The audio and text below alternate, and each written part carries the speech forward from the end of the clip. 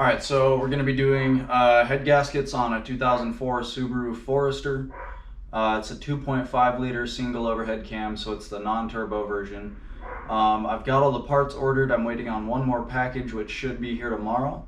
And that contains new head bolts and the head gasket set. So it's the head gaskets and a bunch of other seals that come along with it.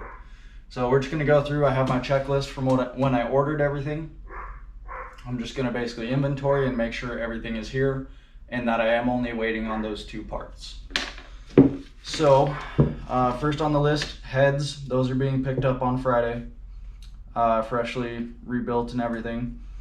Gasket set, I know I'm waiting on that. Oil pump, so I believe this is my oil pump right here. Nope, that's my water pump. Perfect. So with these oil pumps, basically what you do, you need a impact screwdriver to be able to crack these bolts loose without stripping the heads, because they're a Phillips head.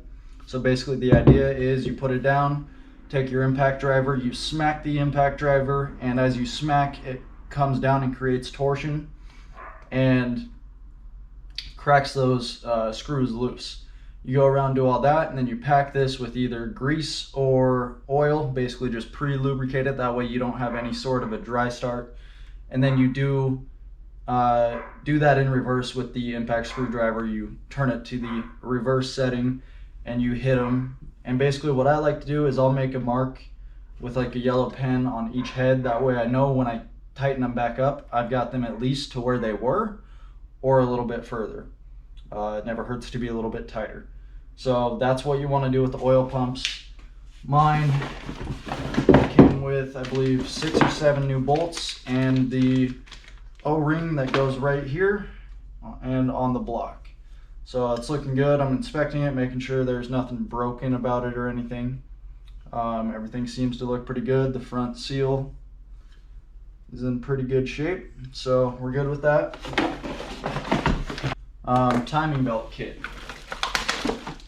So we got this here. I had to order the timing belt kit and water pump separately because they were out of the timing kit with water pump. This is a Gates timing kit. I'm going to keep everything in the package, but just get this out of the way so I can see. So we've got 4 pulleys.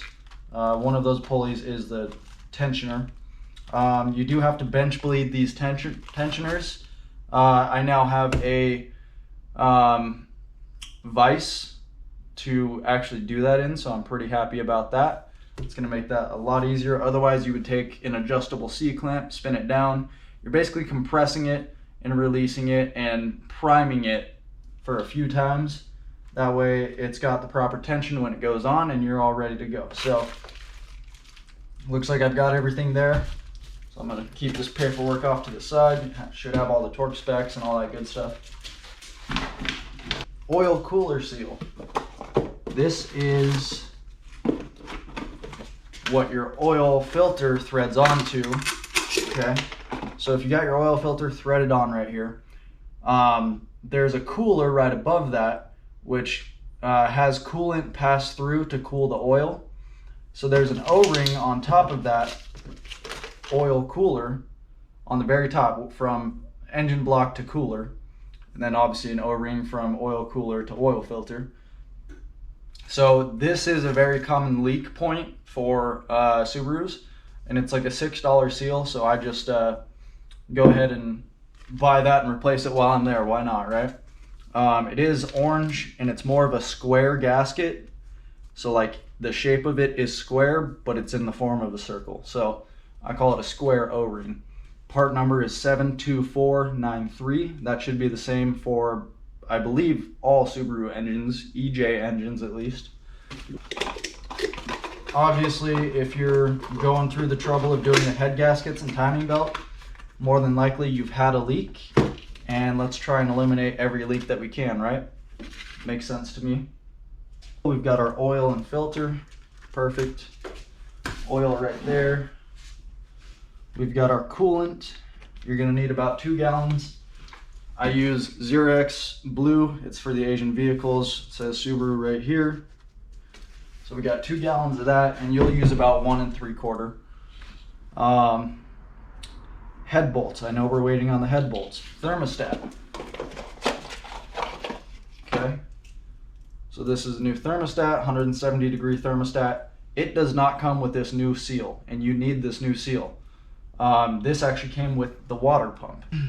So I also have these water crossover O-rings. This is what, I'll show you what this is, but basically you want to reseal these because you're probably going to be taking it off. It makes the job a little bit easier. These are a few bucks a piece, nothing crazy. This is part number 36024. Got that. So let's check out the water pump. So it comes with a new seal, a couple seals for the timing cover. This is what the new one looks like. You want to visually inspect this, make sure there's nothing out of the ordinary, make sure this pulley spins freely.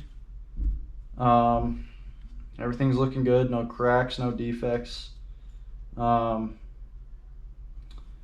this actually, that piece that came with the gasket goes right here.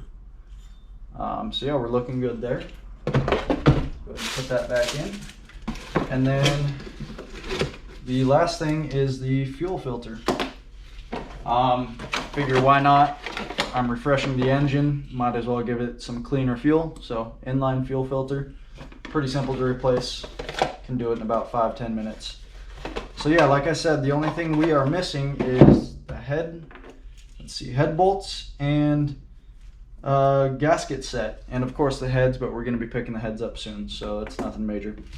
So yeah, looks like we're about ready to do it. I'll update you when I have all the new parts and I'm getting started pulling the other engine.